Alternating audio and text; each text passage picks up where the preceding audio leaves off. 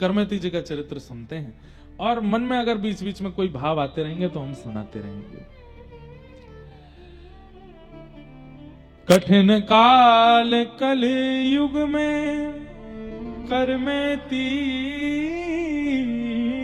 निकलंक रही, नश्वर पतिरति त्याग कृष्ण पद सोरति जोरी, सवई जगत की फांस तर की तिनु काजो त्योरी, निर्मल कुठ कंठ्या धन्य पर साज नहीं जाई, विदित वृंदावन वास संत मुख करत बढ़ाई, संसार स्वाद सुख बात करी फेर नहीं तिन तन चही, कठिन काल कलयुग में करमती निकलंक रही। श्री नाभाजी महाराज कहते हैं कठिन काल कलयुग में भोग भोगना बहुत आसान है। अभी सब लोग इधर देखो, अभी इसी वक्त अगर आप मन बना लें कि कल से मुझे केवल व्यसन करने हैं, केवल गलत काम करने हैं, केवल अपने जीवन को ऐशो आराम और उसमें लगाना है, आप आज ही चिंतन कर लीजिए, कल से जो कुछ आप करना चाहेंगे सब बहुत जल्दी जल्दी व्यवस्थित हो जाएगा। कुछ दुर खाने का मन हो व्यवस्थित हो जाएगा, कुछ पीने का मन हो व्यवस्थित हो जाएगा, पर पुरुष पर स्त्री का संग करने का भाव हो जाएगा, कुछ और गलत करने की इच्छा हो कलिकाल में बड़ा आसान है। लेकिन आप आज मन बनाइए कि कल से मैं भक्त बनूंगा, कल से मैं अपने जीवन को संयमित रखूंगा, कल से मैं नियम से रहूंगा, कल से मैं यही पाऊंगा, कल से मैं इतना नाम जप करूंगा, कल से मैं तिलक स्वरूप रोज लगाऊंगा, कल से मैं वृंदावन का स्मरण रोज करूंगा। जैसे ही आप सद व्यवस्थित होने का विचार करोगे तो वो कल ही कल होता रहेगा, कभी कल नहीं आती। और होगा क्या, आपने नियम लिखे थे 10 लेकिन आज कितने कर पाए 3, बाकी के क्यों नहीं हो पाए? वो ऐसा हो गया था, वो ऐसा हो गया था, इसलिए ये हो गया, नहीं बन पाया। कलयुग में व्यवस्थित होना बहुत मुश्किल है, लेकिन कलयुग में अव्यवस्थित होने के लिए आपको बहुत योजनाएं नहीं बनानी पड़ती, आप बहुत आसानी से हो जाओगे। मैं कथाओं में कहा करता हूं, हम मानव कलयुग के कैसे हैं? बोले बहते हुए पानी जैसे। पानी को अगर खाली छोड़ दिया जाए तो ढलान की ओर बिना किसी सहयोग के चला जाता है, लेकिन उस पानी को टंकी में चढ़ाना हो तो मोटर चलानी पड़ती है, एक साधन लगाना पड़ता है जिससे वो पानी ऊपर जाए। लेकिन नीचे आने के लिए पानी को किसी का आश्रय नहीं लेना पड़ता, वो अपने आप बहता चला जाता है, अपने आप अपने मार्ग ढूंढ लेता है। हम लोग भी ऐसे हैं। बिगड़ने के लिए, अब व्यवस्थित होने के लिए हमको सहायता की आवश्यकता नहीं होती, हम बिगड़ जाते हैं। लेकिन सुधरने के लिए, संभलने के लिए, ठाकुर जी का होने के लिए बहुत परिश्रम करना पड़ता है। और करमती बाई का अवतरण तो 500 वर्ष के आसपास कुछ हुआ था, 500 वर्ष के अंदर अंदर कुछ हुआ था। आज का कलयुग तो और कठिन है, आज का कलयुग तो और खतरनाक है। अपनी बालावस्था में हमको नहीं पता था कि फोन किसको कहते हैं, और आज 2.5 वर्ष 3 वर्ष का बालक, वो भोजन के साथ फोन उसको चाहिए ही चाहिए। स्टार्टर उनका फोन ही है, फोन होगा तो वो प्रसाद पाएंगे। जिस फोन से सब कुछ परोसा जा रहा है हमारे घरों में, वो इतना सहज है हम लोगों को। इंटरनेट इतना सहज है, विषय इतने सहज हैं, वासनाएं इतनी सहज हैं। ऐसे में भगवत भक्ति करना बहुत मुश्किल है। और एक बात मैं बहुत स्पष्ट रूप से कह दूं, जो भक्ति कर रहे हैं 365 दिन भी वे लगातार कर पाते हैं, इसकी भी कोई गारंटी नहीं। बीच बीच में भटकाव उनके चित्त में भी आता है। वो तो हमारे, मैं कथाएं क्यों नहीं छोड़ता, करते करते लगते रहते हैं, बस लगातार लगातार चलते रहो। क्यों? ताकि 365 दिन में से कम 360 दिन, 355 दिन तो ठाकुर जी की सेवा में ही रहें। क्योंकि अपने आप प्रयास करने से तो ये बहुत मुश्किल है इस कलिकाल में। इसलिए लगे रहते हैं कि चलो अब ये कर लो, अब ऐसा कर लो, ऐसा। शरीर थकता है, मन थक जाता है, आत्मा थक जाती है, लेकिन फिर भी लगे रहते हैं। क्यों? नहीं तो ये कलिकाल बिगाड़ने के लिए एक क्षण चाहता है। हम इसको एक दिन भी खाली कैसे दे दें, 4 दिन भी खाली कैसे दे दें, वो 4 दिन भी खाली है तो उसमें भी कुछ भगवत वार्ता करनी, ताकि ये मन बुद्धि कहीं विचलित ना हो। ऐसे कठिन कलकाल में कर्मेती निष्कलंक रही। निष्कलंक मतलब कर्मेती बाई ने भक्ति को स्वीकार किया तो फिर भक्ति में कोई दोष या कोई पीछे मुड़कर के पड़ाव आया ही नहीं, लगी रही कर्मेती बाई। मीराबाई जैसी इनकी भक्ति है, लेकिन थोड़ा सा अंतर है जीवन में। आपके पूज्य पिताजी, सब लोग ध्यान से सुनेंगे, श्री कर्मेती बाई के पूज्य पिताजी श्री पुरुषोत्तम जी राजस्थान के सीकर जिले के पास में एक गांव था, वहां उनका जन्म हुआ। एक शेखावती राजा थे, उसके यहां पर कुलगुरु पद पर थे। तो राजाओं के मंत्री, महामंत्री, कुलगुरु आदि ये भी कोई राजा से कम नहीं होते थे, इनकी भी राजघराने जैसी स्थिति होती थी। ब्राह्मण कुल में जन्मे थे।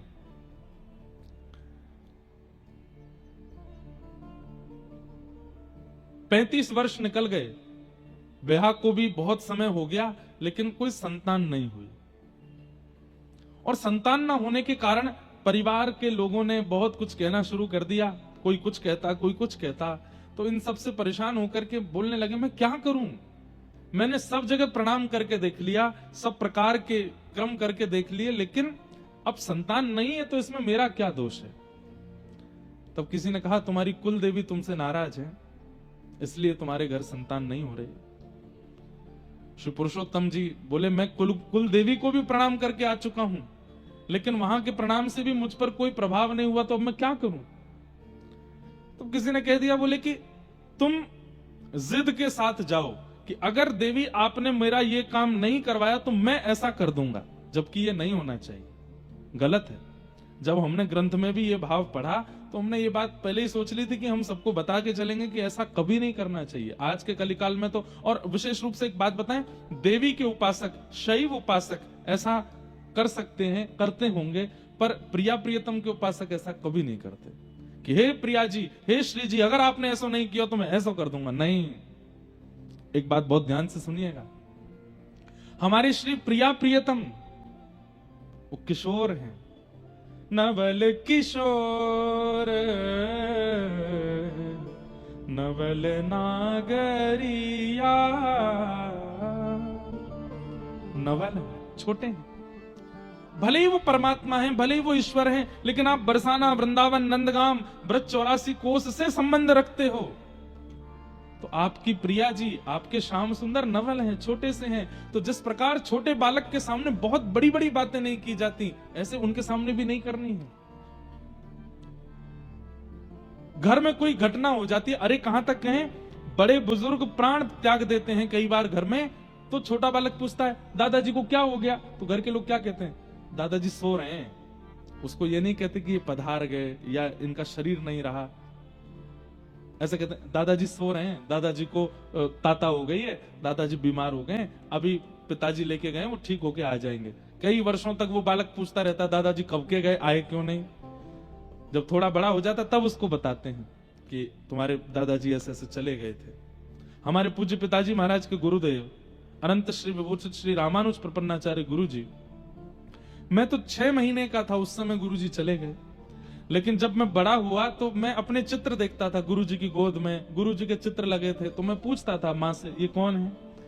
तो सब पिताजी रोज उनको प्रणाम करते थे, मुझे भी करवाते थे, बोले हमारे गुरुजी। तो मैं पूछता था गुरुजी कहाँ है? तो उस समय VCR चलती थी, तो हमारे पिताजी गुरुजी की क्लिप्स दिखाते थे, और उनके अंतिम संस्कार का भी क्लिप था, वो भी दिखाया। पूरा वृंदावन जुड़ा था, बड़े बड़े संत आए थे, स्वामी श्री अखंडानंद जी महाराज से लेकर के जहां तक, मतलब इतनी संख्या में भीड़ वृंदावन में किसी शव यात्रा में नहीं हुई जितनी पूज्य गुरुदेव भगवान हमारे दादा गुरु। तो पूरा उसका वीडियो क्लिप दिखाते। तो जब गुरुजी को हमने ऐसे अर्थी पर देखा तो माँ बोलती कि ये सो रहे हैं। मैं कहा माँ ये क्या कर रहे हैं? वो सो रहे हैं। अचानक से एक दिन वो जब अंतिम संस्कार का वीडियो आता तो माँ बंद कर देती थी। एक दिन मैंने वो देख लिया, और जब हमने देखा हमारे गुरुजी ने ही, हमारे पूज्य पिताजी गुरुदेव भगवान ने ही पूज्य गुरुदेव का संस्कार किया। अब ये भी एक बात पता नहीं आज कैसे मन में आ गई अपने आप, बहुत पहली बार ही बता रहा हूं। हमारे पूज्य पिताजी बीच वाले भाई हैं। तो हमारे यहाँ शास्त्रों का ऐसा भाव है या कहीं ऐसा निर्माण बात है कि अगर 3 पुत्र हैं 4 पुत्र हैं तो माता पिता के मृत्यु पर संस्कार या तो सबसे बड़ा करेगा या सबसे छोटा वाला करेगा, बीच वाले संस्कार नहीं करते। हमारे पिताजी बीच के हैं, इसलिए माता पिता के संस्कार का तो अधिकार था नहीं, लेकिन गुरुदेव ने उन पर इतनी कृपा की थी, जाते जाते भी गुरुदेव कह के गए हमारा संस्कार इनसे ही करवाना। हमारे पिताजी महाराज ने गुरुदेव का संस्कार किया, तो वो सब देख रहे थे। तो जैसे अग्नि प्रज्वलित करी तो मैं रोया बहुत तेज, और कहते हैं हमारी माँ बताती 6 रात्रि तक मैं रोता ही रहा, बार बार उठ के रोने लगता। क्यों? कि गुरु जी को पिताजी ने जला दिया, गुरु जी को पिताजी ने जला दिया। बाद में जाकर के फिर जब बड़े हुए तब पता चला कि ये तो संसार का नियम है, ये तो ऐसा है वैसा है। तब ठीक वैसे ही बंधुओं, जिस प्रकार एक कुमार बालक को, एक नवल बालक को, एक किशोर बालक को गंभीर बातें नहीं बताई जाती, 84 को उसके अंदर अंदर हमारी किशोरी जी और ठाकुर जी नवल किशोर है, नवल नागरी है। हम उनसे जाके इतनी बड़ी बड़ी बातें कैसे कर देते हैं? हे श्यामाजू, हे किशोरी जी, हमारे जीवन में ये संकट आ गया है, हमारी फैक्ट्री बंद हो गई है, या हमारे बेटे हमारी बात नहीं सुनते हैं, हमारी बहू ऐसा करती है, हमारे पति ऐसे हो गए हैं, हमारे जीवन में ये संकट आ गया है, हमको बहुत बड़ी पीड़ा हो गई है। उनको बताना नहीं है। किशोरी जी घबरा जाती होंगी, क्योंकि वो तो नित्य केली कर रही हैं वृंदावन में, नित्य विहार कर रही हैं वृंदावन में, वृंदावन में सुख लेती हैं सखियों के साथ, अपने प्रियतम के साथ। हम वहां जाके इतनी गंभीर बात करते होंगे तो श्री प्रिया जी संकोच में आ जाती होंगी। नहीं कहना है, राजी रहो, बस आप राजी रहो, आप अपनी नित्य केली में, नित्य विहार में प्रसन्न रहो। तुम सो कछो ना चाहिए हो, हमें आपसे कुछ नहीं चाहिए, आप प्रसन्न रहो। वास्तव में पीड़ा सहते हुए रहना और मुख से कुछ ना कहना, ये एक प्रेमी का स्वरूप है। बरसाना गए, नंदगाम गए, गोकुल गए, वृंदावन गए, राधा रमन, राधा वल्लभ, बिहारी जी सब जगह गए, लेकिन जाकर के अपनी पीड़ा कही नहीं, केवल दर्शन किए, नेत्रों से अश्रु निकले, राधा रमन जी को देख आप राजी रहो, आप प्रसन्न रहो, आपकी मुस्कान देखने के लिए ही हम वृंदावन आए हैं। हमारे घर पर क्या कलेश चल रहा है, क्या विपत्ति आपत्ति, वो नहीं बतानी आपको, आप प्रसन्न रहो। उनकी प्रसन्नता की इच्छा रखना ही वृंदावन रस प्रेमियों का स्वभाव होना चाहिए। हमें ऐसा लगता है कि जब हम प्रिया प्रियतम के प्रेम सुख का भाव रखते होंगे, वो प्रसन्न रहे ऐसी भावना रखते होंगे, तो प्रिया प्रियतम कहते होंगे याने हमको इतने सुखी रहने को भाव रखो है, हम प्रसन्न रहें, इसकी मन की ये भावना है, हम भी तुमको आशीर्वाद दे रहे हैं, तू भी प्रसन्न रहे। पीड़ा मत बताइए उनको, कष्ट मत बताइए। संकट हरेंगी करेंगी भली वृषभानु की लली, कब? राधा श्री राधा जो गावे, बस गाते रहो उनका नाम, मत कहो उनसे कुछ। उनसे बस ये कहो, हे प्रिया जी, आप नित्य या 84 को उसके व्रज में श्री प्रियतम के साथ आनंद करते रहो। हमारे यहाँ तो कहते हैं श्यामा तेरो अभी चल रहे सुहाना, श्यामा तेरो अभी चल रहे। यहाँ इस पंक्ति का भाव क्या है कि श्री ठाकुर जी नित्य आपके रहें और आपको मनाते रहें। हे किशोरी जी, ऐसी हमारी कामना है, आप दोनों के नित्य केली में कभी विघ्न ना आवे, आप दोनों ऐसे आनंद करते रहो। हम तो जीव हैं, हम जो सह रहे हैं सहते रहेंगे, आप प्रसन्न रहो, उन्हें मत कहिए। लेकिन देवी देवता, कुल देवी कुल देवता आदि आदि, इन सब से प्रार्थना की जा सकती है, अपने हृदय के बिहारी लाल से नहीं। उनको तो बस प्रसन्न रखने का भाव रखो, उनसे कुछ मत मांगिए। हमारे वृंदावन में कोकिल साईं, वहां पर भी मैं 1 या 2 दिन का सत्र करता हूं, तो श्री कोकिल साईं जी अपने प्रिया प्रियतम का दर्शन ही नहीं कराते थे दुनिया के किसी भी व्यक्ति को। कोई उनके आश्रम में आ जाता तो बाहर व्यक्ति खड़ा कर रखा था, कोई भी आए तो मुझे बताना। लोग आते, हम दर्शन करने आए हैं, तो बोले यहीं रुको, भीतर जाके बोलते साईं बाहर हूं आए हैं, कुछ दर्शनार्थी आए, बाहर ही आते, कहो भैया कैसे? बोले ठाकुर जी के दर्शन करने। ठाकुर जी के अभी होंगे, अभी प्रसाद चल रही है, प्रसाद पा लो, प्रसाद पवा देते। थोड़ी देर आराम कर लो, कूलर चला दो भैया इनके लिए, बैठो सो जाओ, थोड़ी देर आराम करने का, उसके बाद दक्षिणा दे देते। कपड़े दे देते, बोले अब जाओ। बोले ठाकुर जी के दर्शन, बोले वो नहीं कराऊंगा। क्यों?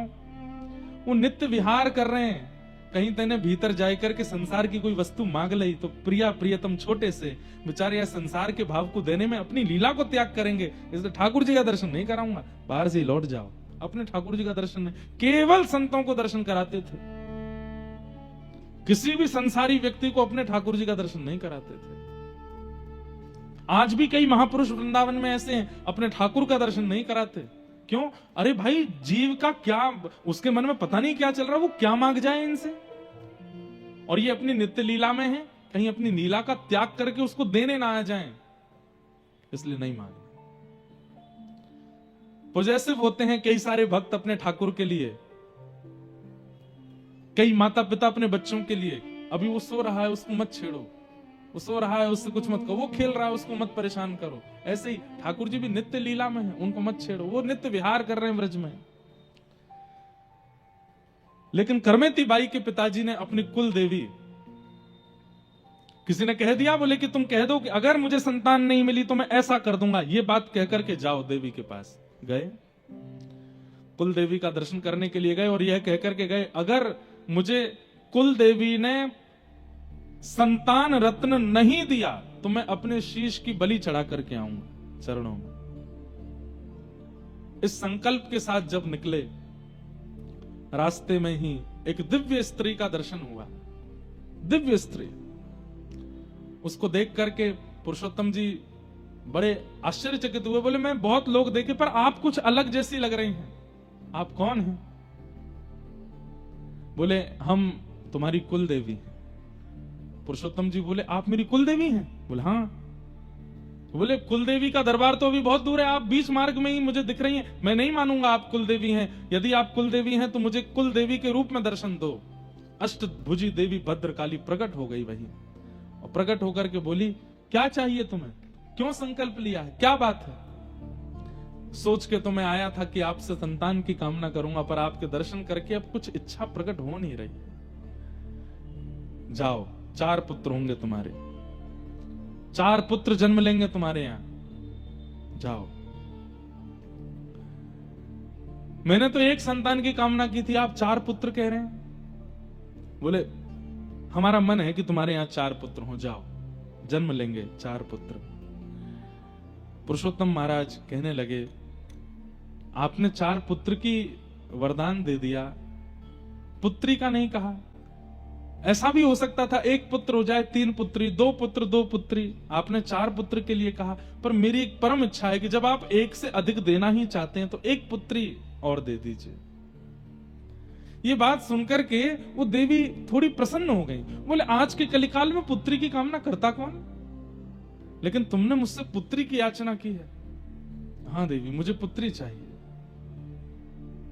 ठीक है, 4 पुत्र होंगे, वंशवर्धन करने वाले होंगे, धन वर्धन करने वाले होंगे, ऐश्वर्य वर्धन करने वाले होंगे, तुम्हारे कुल का उत्थान करने वाले होंगे, लेकिन 1 पुत्री होगी, परम भक्त होगी, और ऐसी भक्त होगी तुम्हारे पुत्रों के, तुम्हारे नाम से तुम्हारे पुत्र जाने जाएंगे, लेकिन ऐसी पुत्र जन्म लेगी कुल में जिसके नाम से तुम जाने जाओगे, जिसके नाम से पूरा कुल तुम्हारा जाना जाएगा, तुम्हारा पूरा सर्वस्व जाना जाएगा। ऐसी पुत्री तुम्हारे यहां जन्म लेगी।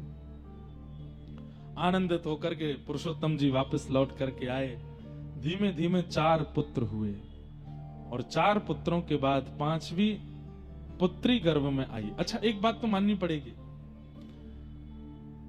देवी आराधन और महादेव का आराधन किया कीजिए, कृष्ण भक्त भी। क्यों? भक्ति के वर्धन के लिए उनकी आराधना करो, क्योंकि वे ठाकुर जी के समीप के हैं, उनके मित्र हैं। उनके आराधन से उनको प्रसन्न करके कहो कि आप ठाकुर जी से कहो हमारे चित्त में और प्रेम बढ़े। महादेव से कहो हे महादेव, हे गोपेश्वर महादेव, आप ठाकुर जी से कहो हमारे चित्त में और प्रेम बढ़े। तो देवी आराधन, महादेव के आराधन से चित्त में प्रीति बढ़ सकती है। इसलिए कृष्ण भक्त भी, हमारे वृंदावन के भक्त भी नवरात्रि का व्रत किया करो। गोपियों ने नवरात्रि व्रत किया था, उसी के बाद महाराज हुआ, और उसी में ही कात्यायनी मैया से मांगा था कि कृष्ण हमको पति रूप में मिले। कात्यायनी मैया की कृपा से शरद पूर्णिमा पर रास बिहार हुआ। तो देवी कृपा तो करती हैं। कृष्ण भक्त भी अगर कृष्ण भक्ति के लिए नवरात्रि का व्रत रखें, और आगामी अभी श्रावण आएगा, सोमवार के सोमवार महादेव की आराधना करो, केवल इसी भाव से कि हमारे व्रज के प्रति इतना प्रेम हो जाए, प्रिया प्रीतम इतने प्रिय लग जाएं, हमसे जो भी अपराध बनता है, जो भी हमसे पीड़ा बनती है, कष्ट बनता है, वो सब दूर हो जाए, बस ठाकुर जी की प्रीति प्राप्त हो, ऐसी महादेव कृपा करो। आप हमें याद करेंगे, देवी आराधन और महादेव का आराधन कृष्ण भक्ति में और प्रेम भर देगा। ऐसा प्रेम उत्पन्न होगा कि नेत्र सदा सजल रहेंगे, इन नेत्रों से अश्रु कभी रुकेंगे नहीं, ऐसा प्रेम देंगे। महादेव तो भीगे रहते हैं, 24 घंटे भीगते ही रहते हैं, ऐसा ही वो भीगे रहने का तात्पर्य है वो नेत्रों से प्रेम रस गिर रहा है महादेव के, ऐसे ही हम हो जाएंगे। तो देवी आराधन और महादेव का आराधन कृष्ण भक्तों को भी करना चाहिए। उनकी पावन तिथि नवरात्रि, श्रावण, सोमवार आदि, इन सब पे महादेव देवी को प्रणाम करते रहो। हमारे गुरुदेव के प्रति, वृंदावन के प्रति, श्री जी के प्रति खूब प्रेम बढ़े। है महादेव ऐसी कृपा करो, वर्धन होगा। नरसिंह मेहता को महादेव लेकर के गए रास में। नरसिंह मेहता जी का चरित्र अभी अफ्रीका में कहा था, महादेव लेकर के गए नरसिंह मेहता जी को रास, महारास में, और दर्शन कराया ठाकुर जी का। तो देवी आराधन उचित तो है। 4 संतान के बाद पुरुषोत्तम जी की पत्नी को, ये मैंने लगभग सब भक्तों के चरित्र में देखा कि जिन मातृ गर्भ से भक्त जन्म लेते हैं, उन माताओं को वृंदावन की स्मृति गर्भ के समय होने लगती है। गर्भ काल में माताओं को जो अनुभव हो रहा है, समझ जाइए वैसे ही विचार वाला बालक है। अगर कुछ अनुभव नहीं हो रहा है तो जानबूझ करके जबरदस्ती अनुभव करने का प्रयास करो। वृंदावन का चिंतन करो, श्री यमुना जी का चिंतन करो, रजरानी का चिंतन करो, महारानी का चिंतन करो, भक्त कथाएं सुनो, सुंदर सुंदर लीलाएं सुनो, ठाकुर जी की लीलाएं सुनकर के सो, ताकि विचारों में भी वही आवे, उससे बालक पर असर पड़ेगा।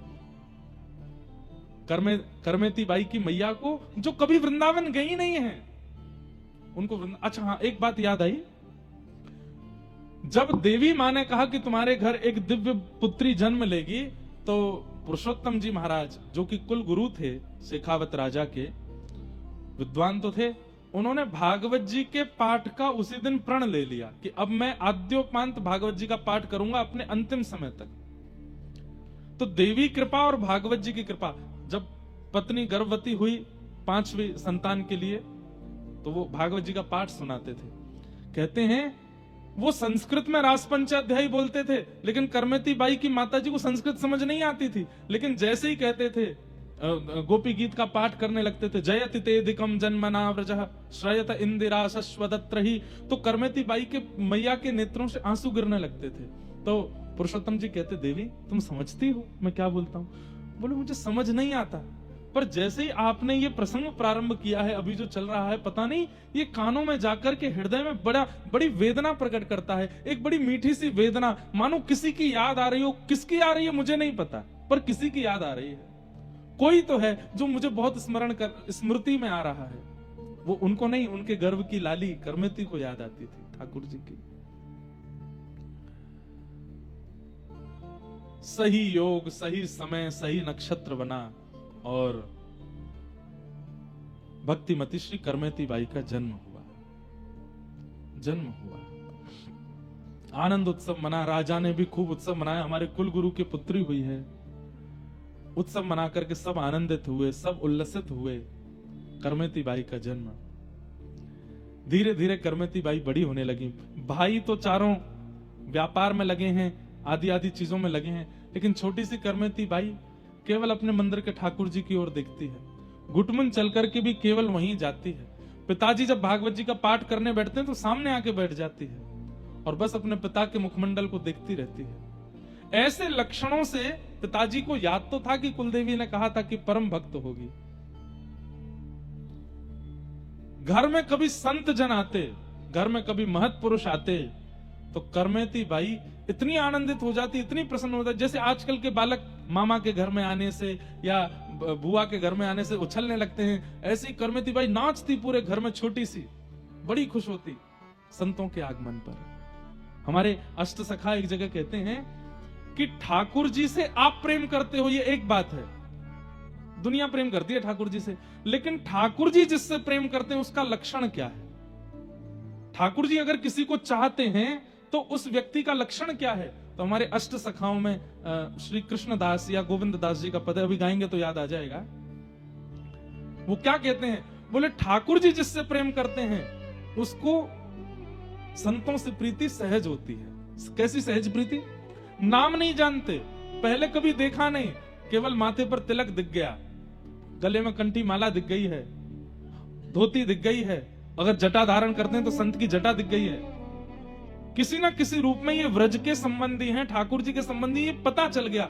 देखते ही मन प्रसन्न हो जाए, उनसे मिलने का मन करे, उनके पास जाके बैठने का मन करे, उनको देखते ही प्रसन्नता चित्त में प्रकट होने लग जाए, हरिजनों को देख करके आनंद चित्त में उमड़े, तो समझो हरि आपसे प्रेम करते हैं, आपसे हरि का प्रेम है। राधा रमण जी को देख करके तो सब जय जयकार कर देते हैं, पर हरिजनों को देख करके जो प्रसन्न हो जाए, हरिजनों को देख करके जिसके नेत्र सजल हो जाएं, हरिजनों को देख करके जिसके चित्त में अति आनंद बढ़ जाए, समझो ठाकुर जी उससे प्रेम करते हैं।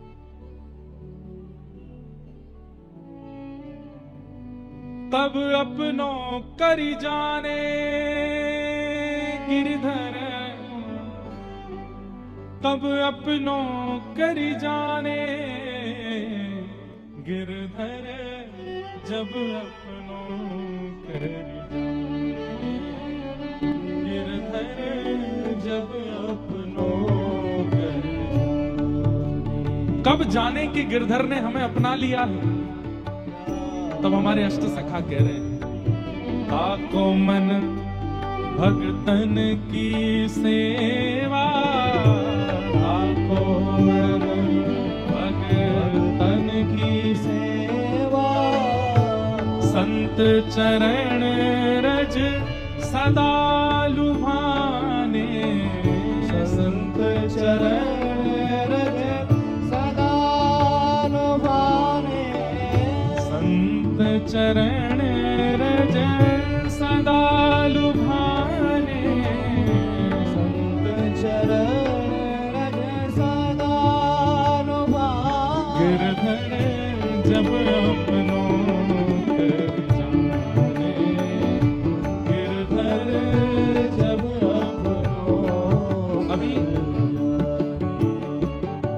अभी हम साउथ अफ्रीका गए थे कथा करने, तो वहां पे समुद्र के किनारे घूम रहे थे, हमारे सब संगीतज्ञ भी थे और भी लोग सब धोती वोती पहने घूम रहे। तो एक वहां के जो वहां कृष्ण वर्ण के लोग रहते हैं ना, कृष्ण वर्ण समझ गए, राधा रमण जी जैसा वर्ण है उनका, बिल्कुल देखने में ऐसा लगता है कि ओहो, अंधेरी निशा, अमावस्या की रात्रि, और जब हंस जाते हैं तो लगता है कि तारे टिमटिमा गए हों। अच्छे हैं, किसी की बुराई नहीं है, लेकिन तो हम लोग समुद्र के तट पर घूम रहे थे, तो एक आया दौड़ा दौड़ा, बड़ा हत्ता तगड़ा लंबा, और हमारे रूप ये धोती वोती देख करके ऐसे खड़े होकर के देखे, बोले यू ऑल फ्रॉम इंडिया? हमने कहा यस, हरे कृष्णा। और जैसे उसने हरे कृष्णा कहा, मैंने की देखो ठाकुर जी को देख करके कोई हरे कृष्ण कहे, जय जय श्री राधे कहे, तो समझो वो ठाकुर जी से प्रीति करता है। मैंने कहा लेकिन अष्ट सखा कहते हैं, ताको मन भक्तन की सेवा। मैंने की दौड़ के हमसे हरे कृष्ण बोलने आया धोती देख करके, और देखो कितना प्रसन्न, हमारे से फोटो खिंचा के गया। मैंने की कहीं ना कहीं इसके पूर्व जन्म के या किसी जन्म का या इस जन्म का कोई तो ऐसा कर्म होगा, ठाकुर जी को थोड़ा सा प्रिय तो है, थोड़ी सी इसके प्रति प्रीति है। अब कालांतर में आगे जाकर के इस पर क्या कृपा होगी ये तो मुझे नहीं पता, लेकिन अभी ब्रजवासियों को देख करके दौड़ करके आया है और प्रणाम कर रहा है और जय जय हरे कृष्ण कर रहा है। ठाकुर जी की इस पर कृपा है। क्यों? हरिजन संगे हरि उर आने, गिरधर जब अपनों कर जाने,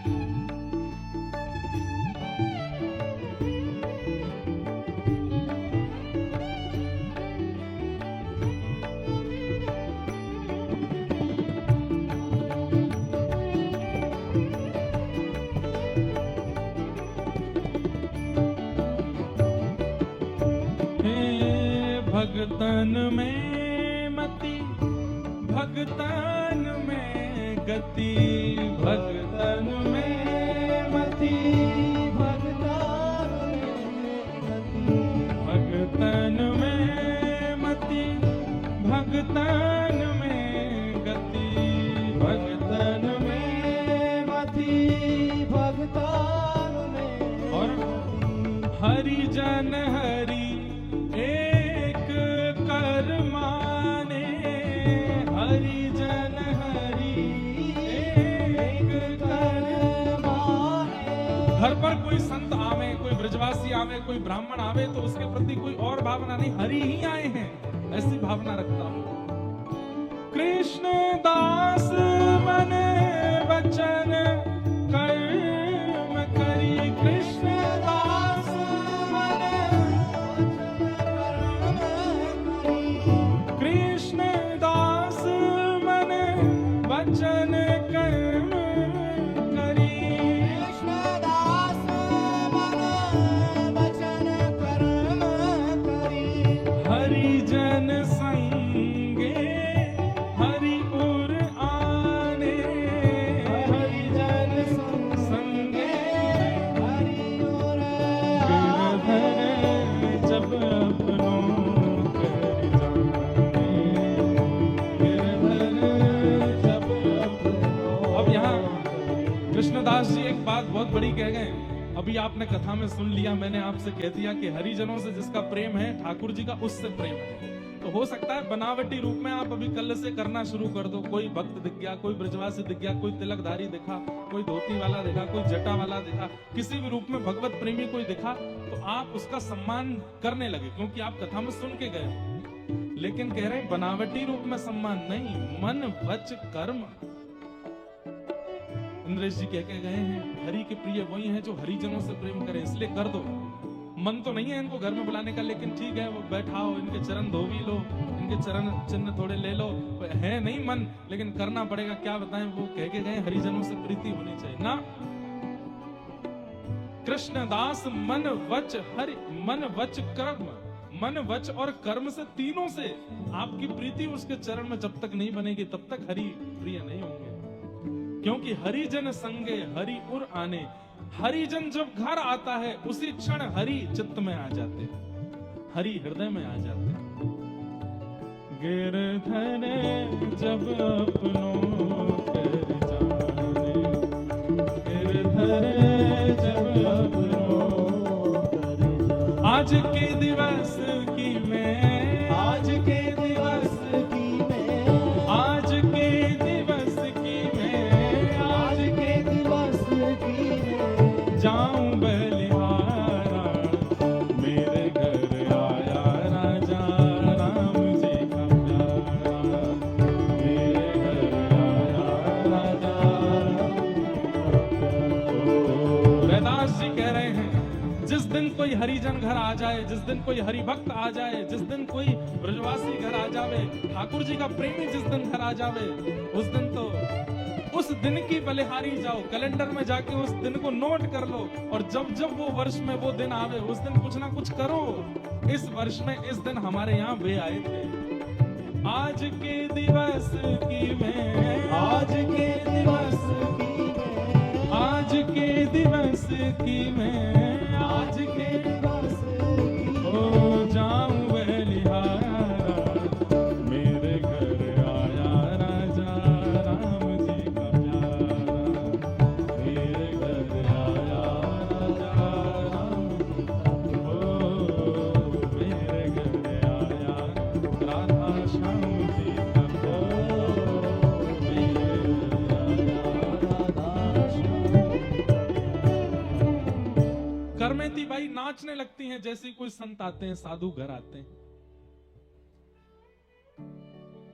करूं आरती सर्वस ही लुटाऊं, करूं आरती सर्वस्व लुटाऊं, तन मन जोवन इन पे वारूं, तन मन जोवन इन पे वारूं, हाँ तन मन सर्वस इन पे वारूं, तन मन। ऐसा प्रेम होना होता नहीं है आज, लेकिन हमने देखा जब हम आए, हम तो देखते हैं जहां भी जाते। आज जैसे मैं आया तो जिस घर में हम रुके, एक बूढ़ी सी माता जी ऐसे नृत्य कर रही थी, कोई भजन नहीं, कोई कीर्तन, बस राधा नाम पे ही कीर्तन कर रही थी, बार बार बलैया ले रही थी, इतनी प्रसन्न हो रही थी।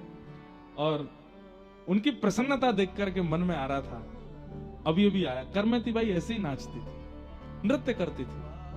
पिताजी तो बड़ा सामान्य स्वागत करते थे, लेकिन करमती बाई तो इतनी, और छोटी सी करमती, उसके बालपन की इस भाव को देख करके माता पिता बड़े लाड़ प्यार करते हैं। ठीक है, छोटे बालक ऐसे ही करते हैं, लेकिन वो वास्तविक था।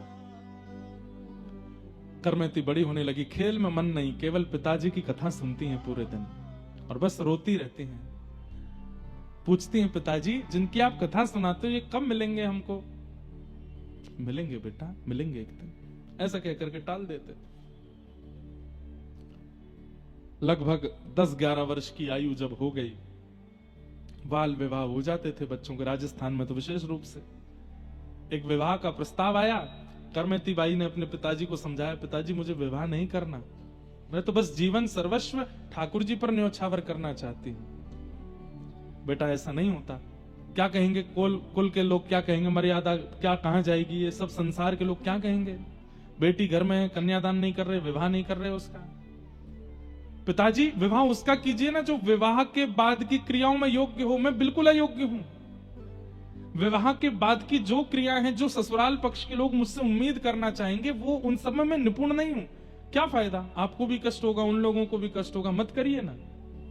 यही सेम बात मीराबाई के चरित्र में आती। मीराबाई भी ऐसी समझाती अपनी मां को कि एक विवाहिता नारी का जो कर्तव्य होना चाहिए सास के प्रति, ससुर के प्रति, ननद के प्रति, जेठ जेठानी के प्रति, पति के प्रति, ससुराल के प्रति, उसमें मैं बिल्कुल अयोग्य हूं मां, मेरा ब्याह मत करो।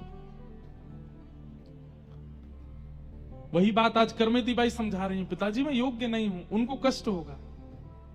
अरे बेटा जब ब्याह होना होता है सब ऐसे ही बोलते हैं, और ब्याह होने के बाद सब सीख जाते हैं।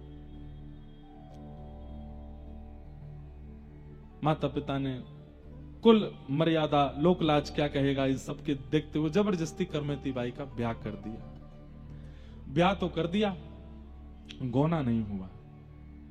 पति वापस चले गए ब्याह करके, अब गौना होगा जब थोड़े और बड़े हो जाएंगे। बाल विवाह ऐसा होता था पहले, बाल विवाह का विरोध किया गया, ठीक भी था। क्यों? बाल विवाह में क्या हो रहा था कि बाल्यकाल में दोनों का विवाह कर दिया, अयोग्य थे दोनों, जानकारी थी नहीं। गौना वही होता था 18, 19, 20 साल में जाकर के, और तब तक 2 प्रकार के कर्म होते थे, या तो लड़का को कोई और पसंद आ गया, यहाँ जो बहू थी उसको कोई और पसंद आ गया, या फिर कई बार दोनों में से किसी की मृत्यु हो जाती थी, या कुछ भी ऐसी घटनाएं होती थी। इसलिए बोलते थे कि भाई जब वो योग्य हो जाए तभी ब्याह करो, इसलिए बाल विवाह का विरोध। लेकिन प्राचीन काल में तो बहुत बाल विवाह हुए। गौना की प्रतीक्षा। अब करमती बाई रोज सिंदूर लगाती हैं मां, छोटी सी हैं 12 वर्ष की, यहां तक चूड़ियां पहनाती हैं, साड़ी पहनाती हैं, पैरों में पाजेब पहनाती हैं। अब उनको तो वो श्रृंगार प्रिय लगता था कि इस श्रृंगार को करके मैं जब ठाकुर जी के सन्मुख जाती हूं तो ठाकुर जी प्रसन्न हो जाते हैं। पूछती थी मां ये किसके लिए? बोले ये पति के सौभाग्य के चिन्ह होते हैं, पत्नी को धारण करने चाहिए, उससे पति प्रसन्न भी रहता है और दीर्घायु भी होता है। वो तो प्रियतम को ही अपना सर्वस्व मान चुकी थी। सिंदूर लगाती, चूड़ी पहनती, सब श्रृंगार करती, पर दौड़ के जाती मंदिर में, ठाकुर जी से जाके पूछती कैसी लग रही हूं मैं, आज मेरा स्वरूप कैसा लग रहा है आपको? पिता कभी कभी चिंता करते, पत्नी से बोलते मुझे थोड़ा लगता है कि करमती, बोले अरे उसका ब्याह हो गया है, कोई बात नहीं, अभी बालिका ही तो है, थोड़ी थोड़ी बड़ी हो जाए, गौना तक आ जाएगी बुद्धि उसमें।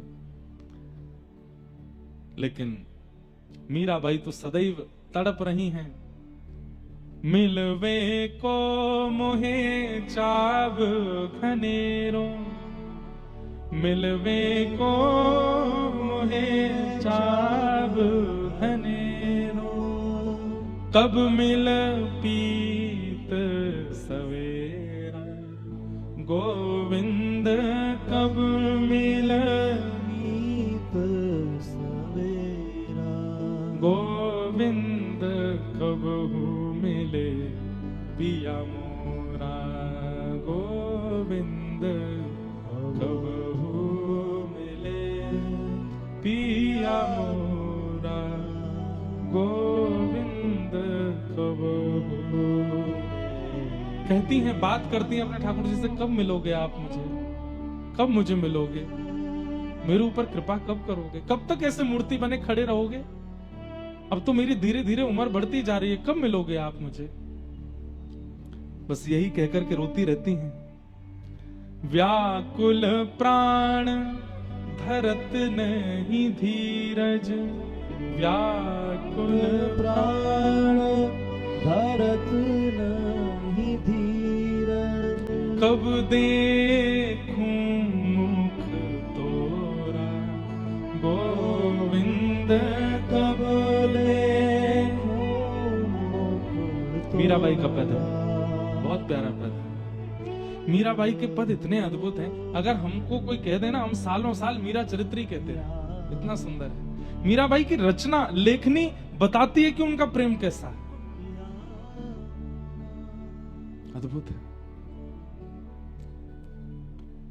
मीरा के प्रभु गिरधर नागर, मीरा के प्रभु गिरधर नागर, ताप तपन बहु तोरा, गोविंद ताप तपन बहु तोरा, गोविंद कबहू मिले पिया मोरा।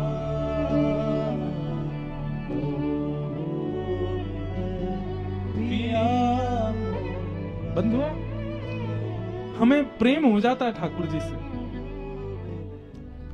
हम चाहने लगते हैं ठाकुर जी को, पर ऐसा विरह नहीं मेरे को देखने में आया अभी तक कि बस व्याकुल हो गए हों ठाकुर जी के लिए, ऐसे नहीं हुए अभी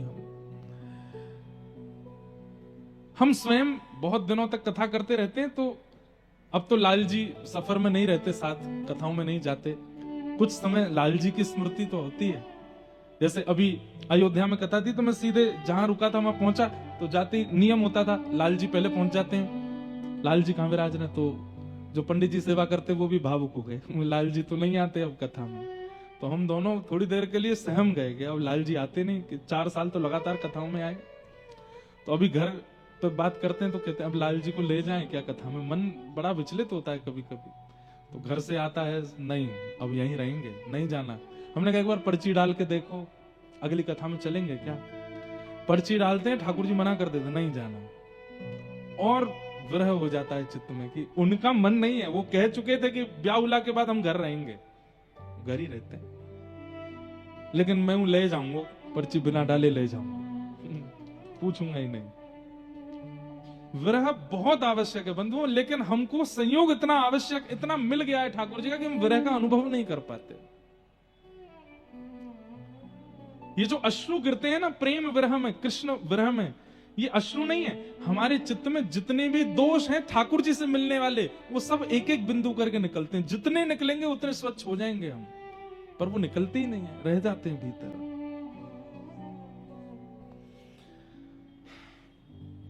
करमती बाई कहती अब सहन नहीं होता, जल्दी मिलो। सब कुछ ठीक चल रहा था, अचानक से एक दिन पत्र आता है और करमती बाई की माँ बड़ी खुश होकर के और हल्ला करके घर में बताती है, अरे वो पावन दिन आ गया।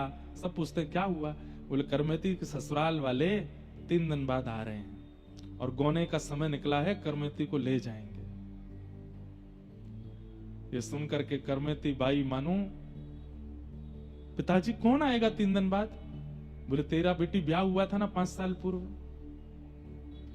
बोले वो तो माँ ने कहा था खेल हो रहा है। बोले नहीं बेटा, वो तो तब छोटी थी इसलिए हमने ऐसा बोल दिया था, तेरा ब्याह हुआ है, उस घराने के पुरुष से ब्याह हुआ है और वो तेरे को ले जाने आएंगे, बहुत अच्छे हैं, बहुत ऐसा है वैसा है। करमती बाई बोली माँ मैं इतने दिन तक ये सिंदूर चूड़ी और ये सब ये उसके लिए करती थी। बोला हाँ, मुझे क्यों नहीं बताया स्पष्ट? बोले स्पष्ट अब क्या बताती तुझे मैं, बस ठीक है। करमती बाई बोली, इनसे तो अब कुछ भी कहना ठीक नहीं। अपने भाई से पूछा, भैया आप उनके यहाँ गए थे, वो परिवार भक्त है, उनके यहाँ ठाकुर सेवा होती है, उनके यहाँ कथा भगवत सत्संग? तो बाई ने कहा, देख स्पष्ट तुझे बता दूं, बाद में तुझे पता चले तो मन में बड़ा कष्ट होगा। उनके यहाँ कुछ नहीं होता, वो तो सब खाते पीते हैं, आनंद करते हैं। कोई सेवा वेवा भक्ति भजन कथा कीर्तन संत आगमन ये सब जो तूने यहाँ अनुभव किया कुछ नहीं है वहां पर। करमती बाई तो अब घबरा गई, अब मैं क्या कर सकती हूँ?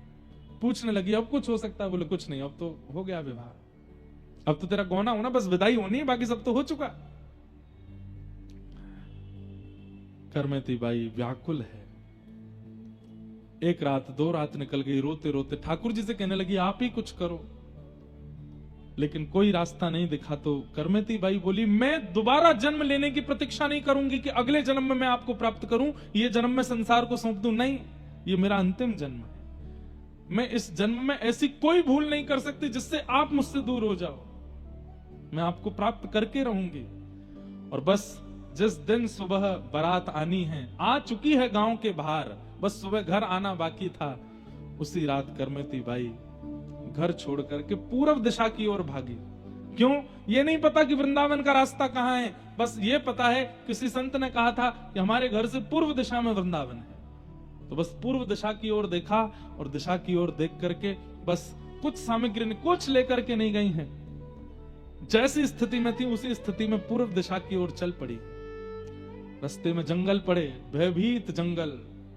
छोटी सी करमती बाई 16 वर्ष की है। बस जगह जगह हिंसक जीव मिल रहे हैं और सबसे बस जाके कह देती है, मुझे कृष्ण मिल जाए उसके बाद मेरे को नष्ट कर देना, मेरे प्रियतम मुझे मिल जाए उसके बाद तुम मुझे आहार बना लेना, मुझे एक बार ठाकुर जी मिल जाए, मैं खुद लौट के तुम्हारा आहार बनने आ जाऊंगी, बस एक बार देख लूं उनको।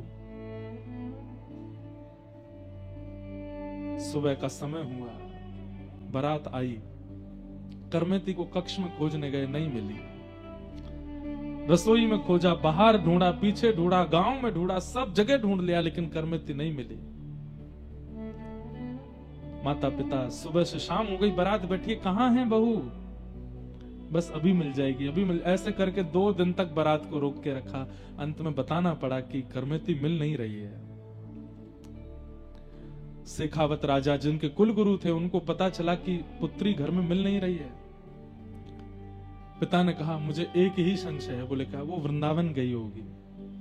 वो श्याम सुंदर से बहुत प्रेम करती, पर हमें लगता था ये उसका बालपन है, हम थोड़ी जानते थे कि वो इतनी तन मन धन से न्यौछावर हो चुकी है। हे राजन, आप रक्षा कीजिए, मेरी पुत्री ढूंढी है। सेना लगा दी, बोले ढूंढो। उस सेना को लगाया जो बड़े बड़े युद्ध में जाती थी कि ढूंढ के लाओ, हमारे कुलगुरु की पुत्री को ढूंढ के लाओ। करमती बाई भूखी प्यासी बस पूर्व दिशा की ओर, यही पता है पूर्व दिशा। अब उसमें नदी कभी आ जाती है तो बेचारी नदी पार करती हैं, कभी घने जंगल आ जाते हैं तो उसको पार करती हैं, कभी कुछ और पड़ता है, गांव पड़ते हैं तो छुप छुप के वहां से निकलती हैं। बस पूर्व दिशा नहीं छोड़नी, यहीं रहते हैं श्याम सुंदर, यहीं है वृंदावन। क्या समझ में आया अब तक की कथा सुन के? करमती बाई को प्रेम हुआ ठाकुर जी से, ठाकुर जी को प्रेम हुआ है करमती से। प्रेम तो मुझे भी है, आपको भी है, पर हम ऐसे व्याकुल नहीं होते। ऐसी व्याकुलता, ऐसी तत्परता, ऐसी निर्भयता और ऐसी लगन तो उसमें आती है जिसको ठाकुर जी प्रेम कर रहे हो।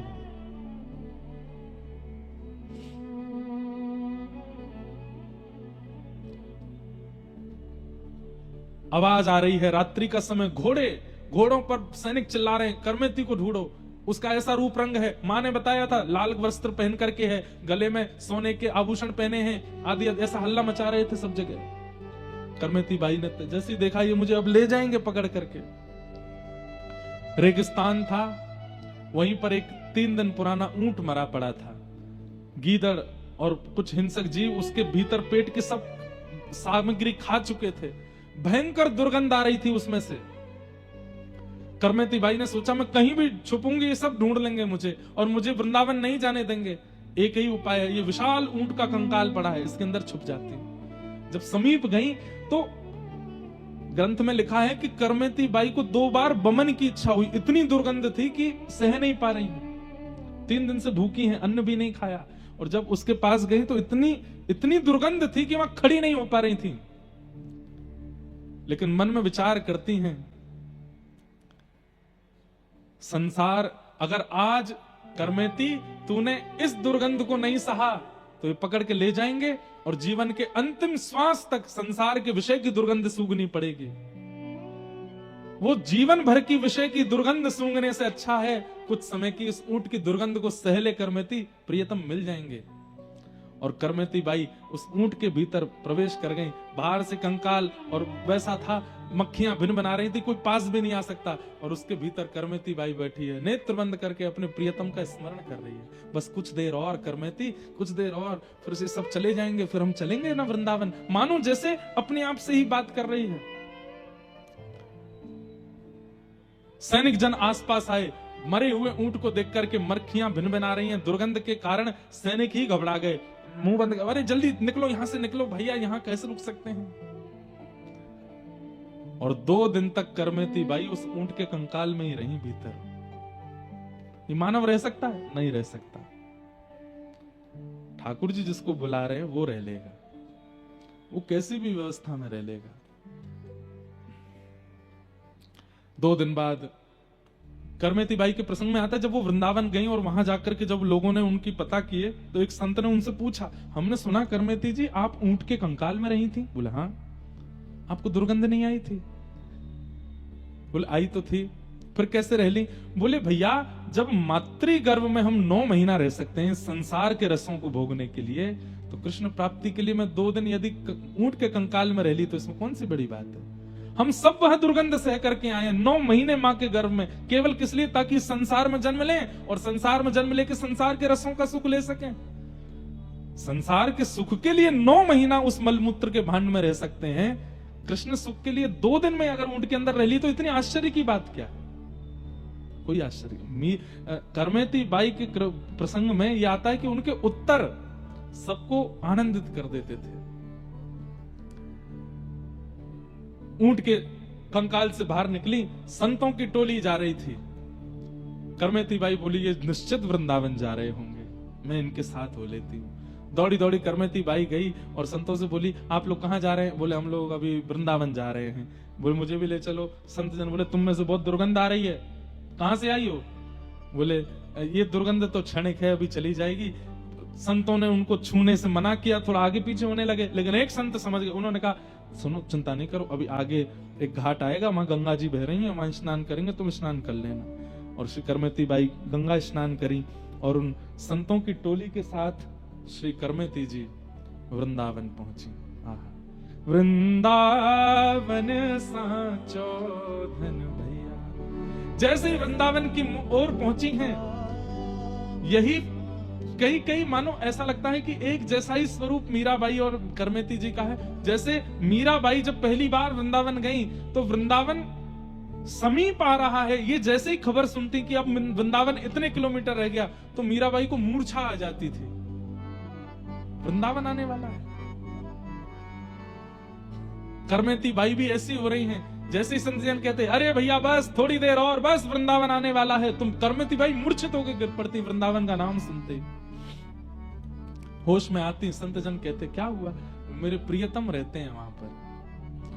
रूप स्वरूप श्रृंगार देख करके संतों को ऐसा लगता कि शायद ब्याह हुआ होगा वहां पर, अपने पति से मिलने के लिए जा रही है। लेकिन सोचते भी थे कि अकेली क्यों जा रही है, इसके साथ कोई है क्यों नहीं। बोले अब हमें क्या सोचना, चल रही है तो चलने दो। करमेती बाई वृंदावन पहुंची और जब वृंदावन पहुंची, यमुना जी में स्नान किया, अपने वस्त्र, अपने श्रृंगार, जो कुछ भी था सब त्याग दिया। बंधुओं, सुनने में थोड़ी अटपटी बात है, पर श्री करमेती बाई जी केवल पत्र पहन करके रहती थी, पत्ते, वट के बड़े बड़े पत्तों को धारण करके रखती थी, कोई वस्त्र नहीं पहनती थी। यमुना जी का जल पीती थी और व्रजरज खा करके अपना पेट भरती थी। अरे भोरी सखी जी का हमने चरित्र सुना, वहां पर भी इतने हृदय में कंपन हो जाता है कि वो सेवा कुंज में बंदरों को डालने वाले चने, वो चने जब बंदर खा जाते उसके बाद जो चने की गुठली बच जाती उसको खा करके भोरी सखी रही वृंदावन में। श्री अब हमारे हित संप्रदाय के एक आचार्य भोलानाथ जी, भोरी सखी, चनों के छिलके खा करके रहते थे। उनके लिए हमको मन में ऐसा आ रहा था कि राम नाम कैसे रहे होंगे, लेकिन आज करमेती बाई जी के चरित्र को देख के लगता है रज खा करके रहती हैं, व्रज रज खाती हैं, यमुना जल पीती हैं और पड़ी रहती हैं बस।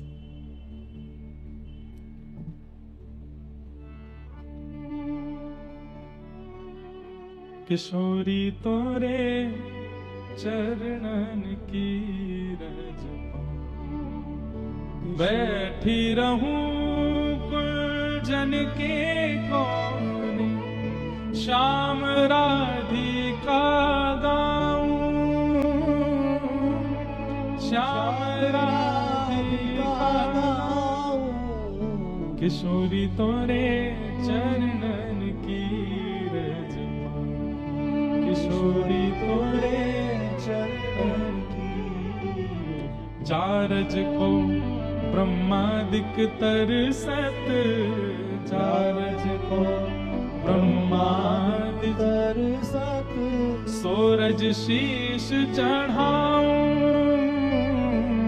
सोरज शीश चढ़ाऊं, व्यास स्वामिनी की छवि निरखत, व्यास स्वामिनी की छवि निरखत, विमल विमल यश गाऊं, किशोरी तोरे चरणन की रज पाऊं, किशोरी तोरे चरणन की रज पाऊं। वृंदावन की रज में पड़ी रहती हैं, पत्र पहन करके रहती हैं और रज खाती हैं, जमुना जल पीती हैं और बस श्याम सुंदर, श्याम सुंदर, मदन मोहन, मदन मोहन कह करके बस पुकारती रहती हैं।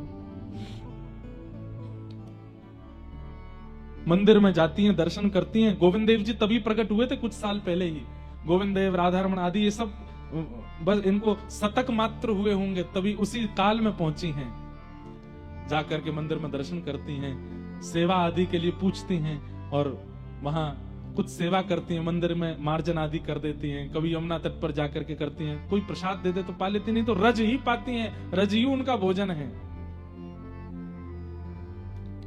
मीराबाई कहती हैं, श्याम मने चाकर राखो जी, चाकर रहसूं बाग लगासूं, नित उठ दर्शन पासूं, वृंदावन री कुंज गलिन में हरि की लीला गासूं, श्याम मने चाकर राखो जी। श्री करमेती बाई वृंदावन आ गए और श्री वृंदावन में आकर के पत्र लपेट करके रहती हैं, व्रजरज खाती हैं। बिल्कुल शांति से, अभी कथा चल रही है, सब लोग शांति से विराजो। यहां पर सैनिक लौट करके वापस आ गए, राजा को बताया कि हमें करमेती नहीं मिली। पिता पुरुषोत्तम को पता है कि वो वृंदावन में ही हैं और कहीं हो ही नहीं सकती हैं। गए वृंदावन। अब उस समय चित्र तो होते नहीं थे कि दिखा के पूछ लें भाई इसको कहीं देखा। केवल कद काठी बताते हैं, रूप स्वरूप बताते हैं और गहने बताते हैं कि ऐसे गहने पहने हैं, ऐसा ऐसे वस्त्र पहने हैं, हाथों पर मेहंदी लगी है, पैरों में महावर लगी है। आपने मेरी बेटी को देखा? पूरे मथुरा ब्रजमंडल के क्षेत्र में पूछ रहे थे सब जगह, और जब सामने से उत्तर मिलता हमने तो नहीं देखा, बहुत रोते। एक जगह एक महापुरुष मिले, उनसे पूछने लगे आपने मेरी बेटी को देखा? ऐसी है वो, इतनी उसकी कद है, ऐसे लंबे बाल है, ऐसा उसका वर्ण है और नेत्र थोड़े से ऐसे हैं, मतलब वर्णन करते।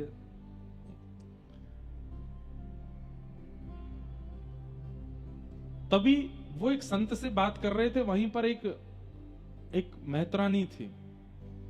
उस मेहतरानी ने वो बात सुन ली और कहा, बोले ऐसा कद है, ऐसी काठी है, ऐसा सब स्वरूप है, सब कुछ बिल्कुल, मतलब थोड़ी बहुत बातें उनसे मिल गई।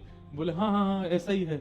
बोले मैंने एक लड़की को देखा और भैया उसको देख करके तो मेरे रूह कांप गई थी। बोले क्यों? बोले वो रज खाती है, रज खा करके रहती है, यमुना जल पीती है और श्याम सुंदर का भजन करती रहती है। कभी कभी मंदिर दर्शन करने चली जाती है, यमुना जी के तट पर पड़ी रहती है, पर उसके कोई आभूषण वस्त्र नहीं है, पत्ते पहन करके रहती है। अब पुरुषोत्तम पिताजी कह रहे हैं कि ये मेरी बेटी ही है, लेकिन जब वो स्थिति बताते हैं कि रज खाती है, जल पीती, यमुना जल पीती है और पत्र पहन करके रहती है, तो मन में ये सोच रहे हैं, हे विधाता, ये मेरी बेटी ना हो, मैं देख नहीं पाऊंगा उसको ऐसे। कद काठी से तो कह रहे हैं कि मेरी बेटी है, लेकिन जब स्थिति सुन रहे हैं तो कह रहे हैं कि मैं नहीं देख पाऊंगा, ये मेरी बेटी ना हो, कोई और हो, ये किसी की बेटी ना हो, कोई पिता अपनी पुत्री को ऐसे नहीं देख सकता, मुझे आप ले चलेंगी उसके पास। बोले चलो। एक वट वृक्ष था, उसके नीचे जाकर के वो मां खड़ी हुई और इशारा करके देखा, अधिकतर यहीं रहती है वो। यमुना जी की बालू है, चारों तरफ घने वन हैं, और पिता ने ऊपर चढ़ करके बड़े कांप रहे हैं कि कहीं कर्मेती ना हो वो। और जब देखा,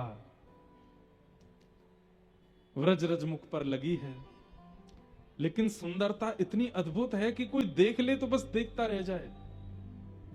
ऐसे सुनहरे केश पर नेत्रों में प्रेम नीर बह रहे हैं, मुख से हरिनाम निकल रहा है, पत्र पहन करके बस व्रजरज में लेटी हैं, और देख करके हो गया यही है कर्मेती। पुरुषोत्तम जी पहले तो टूट गए, देख नहीं पाए,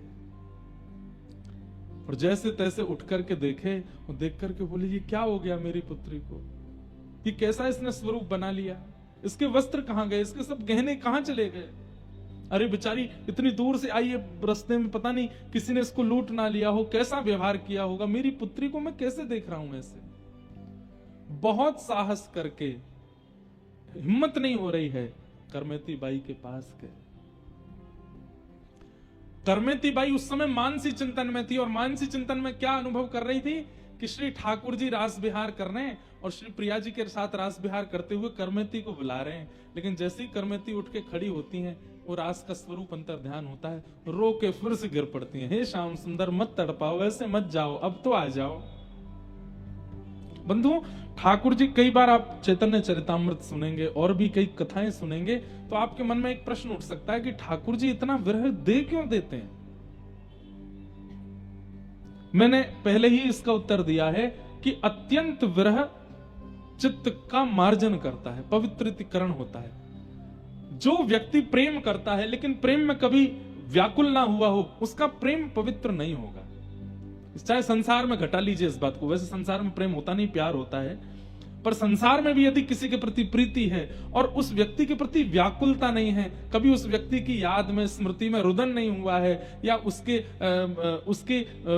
दर्शन की इच्छा में कभी व्याकुलता नहीं है, तो प्रेम पवित्र नहीं है। आप बड़ी सहजता से उसे जाने देते हो, या बड़ी सहजता से उससे दूर रह लेते हो, या बड़ी सहजता से आप निर्वहन कर लेते हो, तो आप प्रेमी नहीं हो। प्रेमी तो व्याकुल हो जाता है, बिन जल मछली जैसे तड़पती है वैसी स्थिति हो जाती है। और जब वह प्रेम ठाकुर जी के साथ हो तो वो स्वतंत्र स्वच्छंद प्रेम होता है, तो उसमें जब तक व्याकुलता नहीं होती ठाकुर जी मिलते नहीं है, क्योंकि व्याकुल व्यक्ति का ये स्वरूप है कि वो पवित्र है। व्याकुल नहीं है इसका मतलब वो मन और भी जगह लगा सकता है, इसलिए वो व्याकुल नहीं है। लेकिन व्याकुल चित्त तो एक ही जगह का रहता है, इसलिए ठाकुर जी और व्याकुलता देते हैं ताकि इसका चित्त में थोड़ा बहुत भी अगर संसार हो तो वो भी पवित्र हो जाए। इसका प्रमाण रास पंचाध्याय, जब गोपियों को ठाकुर जी नहीं मिले, गोपी गीत गाया, और गोपी गीत गाने के बाद में जब व्याकुल स्थिति में गोपियां रुरुदु स्वस्वरम राजन कृष्ण दर्शन लालसा, विकल होकर के रोने लगी गोपियां, अत्यंत व्याकुल हो गई, तब ताशाम आविर्भूत सौरी स्मयमाय मुखाम्बुज पीतांबर धरश रघुवी साक्षान मनमत मनमत, ठाकुर जी प्रकट हो गए। इसका मतलब क्या है? व्याकुलता नेत्रों का नीर, मैंने पहले भी कहा, जितने बूंद गिर रही है नेत्रों से समझो उतने दोष निकल रहे हैं। कृष्ण विरह में यदि रो रहे हो तो, संसारी विषय में नहीं, कृष्ण विरह में, वृंदावन की याद में, अपने सदगुरु की याद में, ठाकुर जी की स्मृति में, श्री जी की स्मृति में रुदन चित्त का मार्जन कर रहा है, पवित्रीकरण कर रहा है। इसलिए ठाकुर जी कभी कभी अति विरह भी इसलिए दे देते हैं तो थोड़ा बहुत भी और जो विषय रह गया हो वो भी निकल जाए चित्त से। लेकिन उसी समय पिता आ गए रोती बिलकती करमती बाई बस रो रही थी। श्याम सुंदर कहाँ चले गए? पिता ने बड़े धीमे से करमती जी का स्पर्श किया। स्पर्श करते ही वो भाव साम्राज्य टूट गया। नेत्र खुले, सामने पिता को देखा। अब देखो कैसी विपरीतता। ठाकुर जी की याद में रो रो के बेहाल हैं, लेकिन पिता को देख करके नहीं रोए करमती बाई। पिता टूट के गिर पड़े सामने। करमती, मेरी लाली, मेरी पुत्री, मेरी बेटी, ये तेरी कैसी स्थिति हो गई? ये क्या कर रखा है तूने?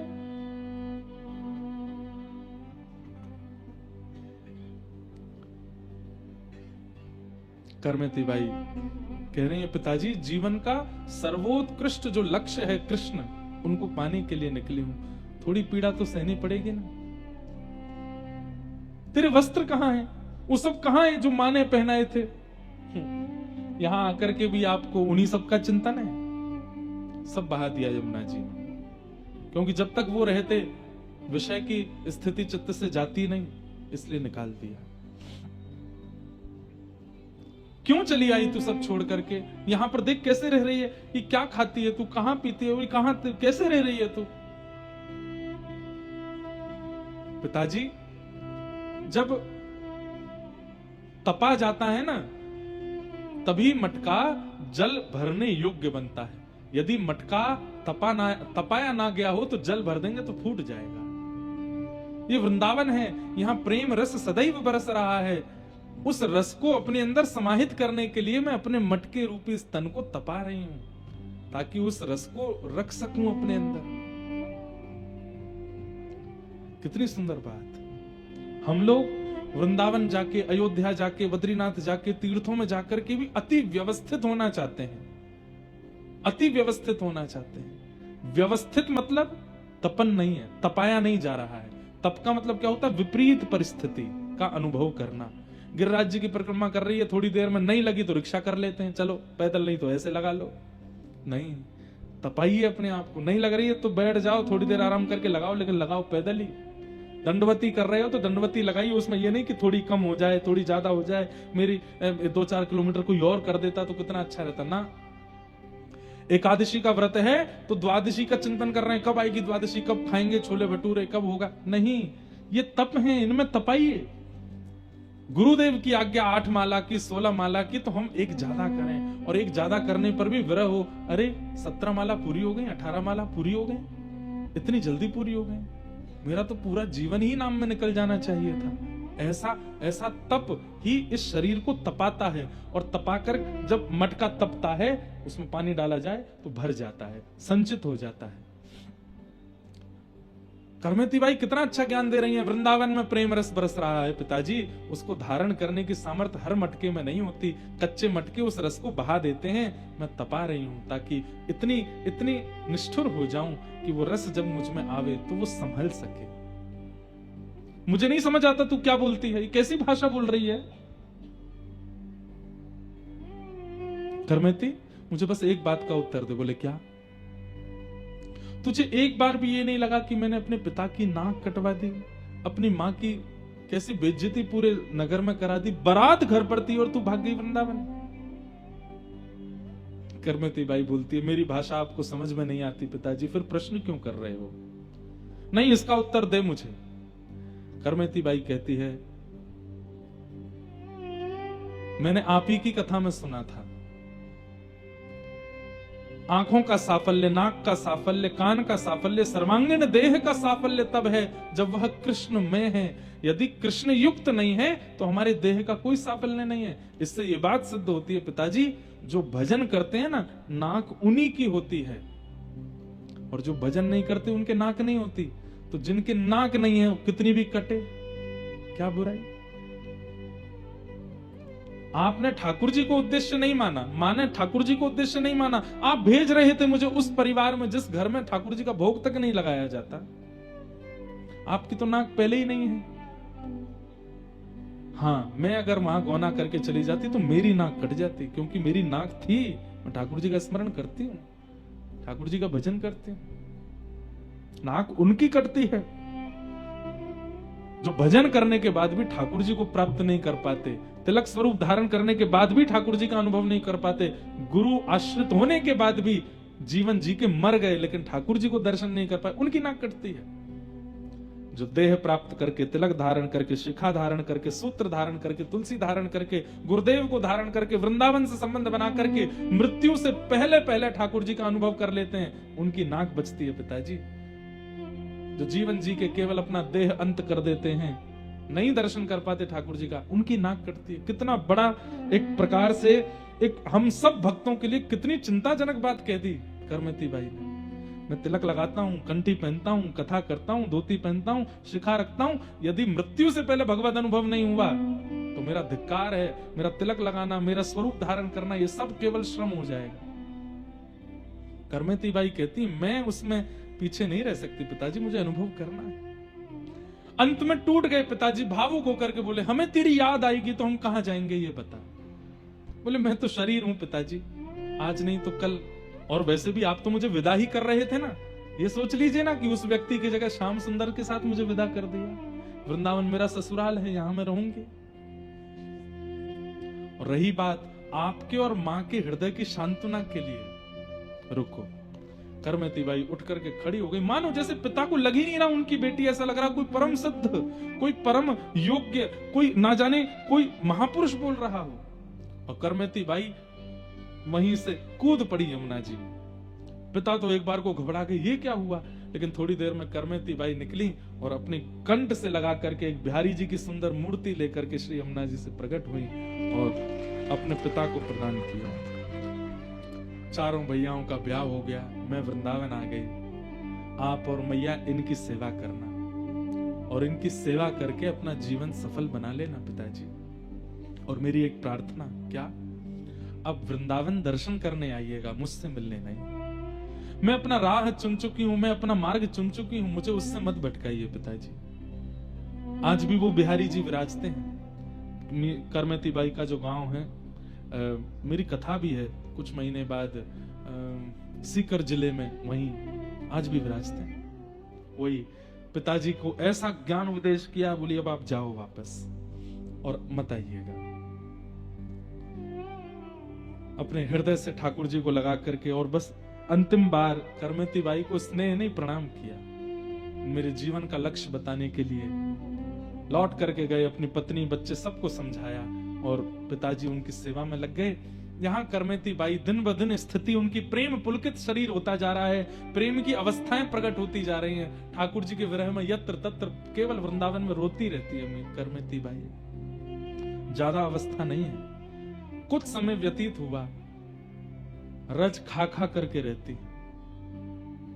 एक दिन ठाकुर जी को किशोरी जी ने हल्की मीठी डांट लगाई, बोले आप कैसे हो, कितना विरह दिया है उसको बेचारी को, क्यों नहीं मिलते।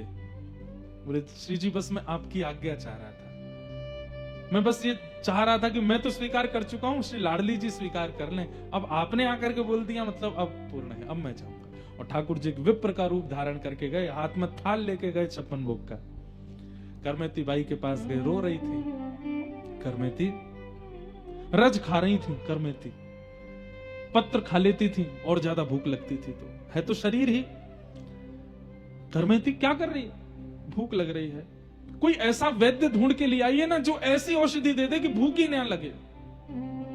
इस शरीर के सारे नियमों को मैं पूर्ण कर करके हार चुकी हूं, मेरी इंद्रियां शिथिल हो जाए, ऐसा कोई वैद्य हो उससे औषधि ले आइए ना। महात्मा बोले सब करेंगे, ले मैं तेरे लिए प्रसाद लाया, पाले। आज जब से आई हैं 2-3 वर्ष तो हो गए, करमती बाई आज पहली बार उन्होंने अन्न की सामग्री देखी। कभी कभी मंदिर में प्रसाद मिलता था तो पा लेती थी। पाने से पूर्व बोली आप कौन हो, बोले मैं ऐसे ऐसे, अपना कुछ परिचय भगवान ने दिया।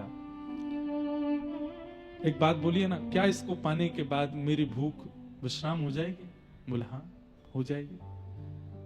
करमती बाई पा रही हैं, पाते पाते पेट भर रहा है, सब स्थितियां उचित होती जा रही हैं। ठाकुर जी बोले अब पा लिया। बोले हाँ, देखो तुम लाली हो ना, ऐसे अंग पर बिना वस्त्र के नहीं रहते, लो ये चुनरी है श्री जी की, ये ओढ़ो। चुनरी उड़ा दी, चुनरी उड़ा के पहना दी। करमती बाई मन में सोच रही मैं आपको मना क्यों नहीं कर रही हूं, मैं तो ये सब नहीं करती, पर आपसे मेरी मना क्यों नहीं हो रही है। बोले ठाकुर जी के प्रसाद है ना इसलिए नहीं हो रही है। ले श्री जी को ये आंखन को काजर है, आंखन में लगा, मतलब धीरे धीरे ठाकुर जी ने सब श्रृंगार प्रदान कर दिए, बस ये बता के कि ठाकुर जी के प्रसाद है, प्रसाद है, प्रसाद है।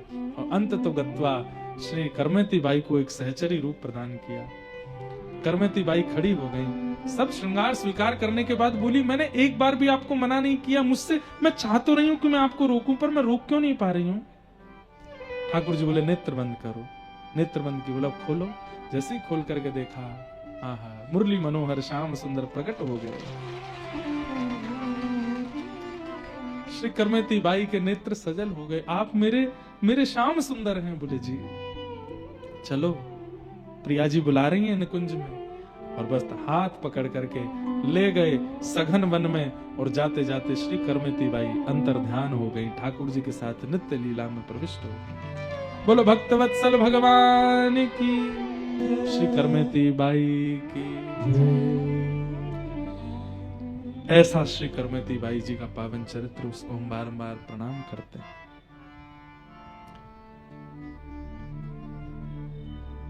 श्री नाभाजी का जो छप्पे था, कठिन काल कलयुग में करमेती निकलंक रही, निष्कलंक रही करमेती। कोई कलंक क्या है भक्त के जीवन में कि ठाकुर जी की तरफ जाते जाते रुक के यू टर्न ले लेना, ये कलंक है भक्त के जीवन का। एक बार चल दिया है तो चल, फिर रुक मत, वापस मत आ, निकल जा आगे।